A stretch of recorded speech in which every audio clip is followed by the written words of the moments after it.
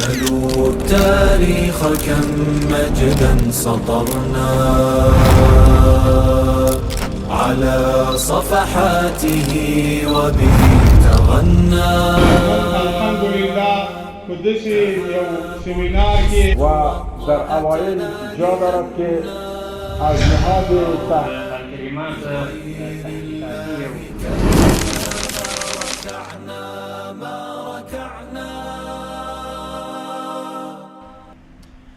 داسې انسانان شته اوس په د نړۍ کې په دومره پرمختللې نړۍ کې چې په یو کلیک باندې د بمونو مور خوشي کوي او زرګونه انسانان وژني. د تمدن خبره هم کېږي او د پرمختګ خبره هم کېږي او ډېرې کیسې دي. په همدغې نړۍ کې داسې انسانان پیدا شوي دي هغه وایي چې هره خبره چې حق ده مثلا او د فکر ازادي هم حق ده او د بیان ازادي هم حق ده او د تعبیر ازادي هم حق ده. اوس یې په د هره بېلګه کې ګورئ داسې فیصدي خلک دي په همدې غرب او په اروپا کې هغوی وایي العیاذ بالله چې موږ انسانان نه یو موږ شیطانان یو.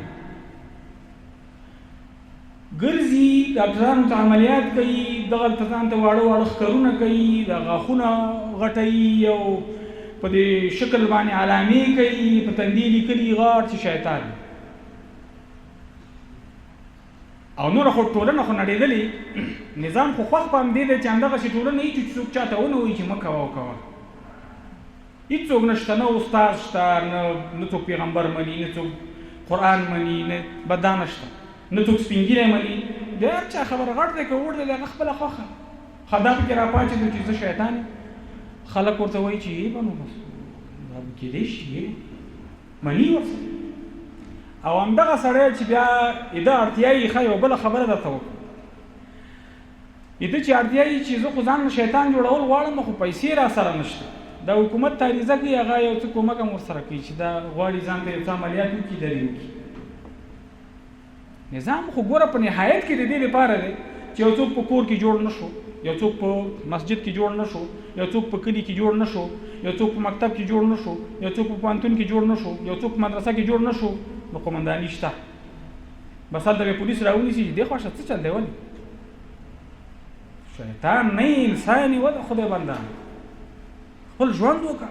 ښه په سړیتوب یې وکړه ښه په انسانیت یې وکړه ولې د خپل انسانیت نه منکر خو دا هر څه نړېدلي دي نظام ورته خوشحاله دی او لاندې چې کوم تهدابونه دي هغه نړېدلي دي. دا غټه فیصدي خلک دي ویې ګورئ عکسونه یې وګورئ ویډیوګانې مو وګورئ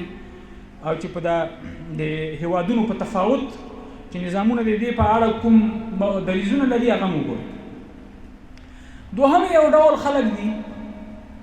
او دا په فیصدۍ کې دي ښه دا داسې نه دي چې یو دوه درې په ټوله دنیا کې دا تاسې وګورئ چې تاسې چې لټوئ په فیصدۍ ولټوئ ولیکئ چې دومره فیصدي پرسنټ خلک مثلا په انګریزۍ کې ګورئ تا ته وایي چې دغه په پلاني هېواد کې دومره فیصدي ده په پلاني کې دومره ده په پلاني او یو شمېر چې فیصدۍ ته ورداخل شي دا د ټولنې حقیقت ګڼل کېږي دا د هغه ټولنې د شالیدونو د افکارو د فلسفو د نظریاتو طبیعي نتیجه ګڼل کېږي. خبره خلاصه. دوهم مثال ډېره غټه طبقه خلک دي چې هغوی وایي یو طبقه خلک دي نران دي نران وایي موږ نران نه یو موږ ښځې یو نو چې ته ورته وایي چې وده خدای مسلمانه ته خو دا قواعد دي سړي ده دا جوړښت دې سړي دی دا ګوره دا ګیره دې کله کړې ده تا کې خو د ښځې هغه فزیکي هېڅ صفت نشته نو دا وایي چې او بیخي صحیح ده زه دا تا سره منم زه فزیکي سړی یم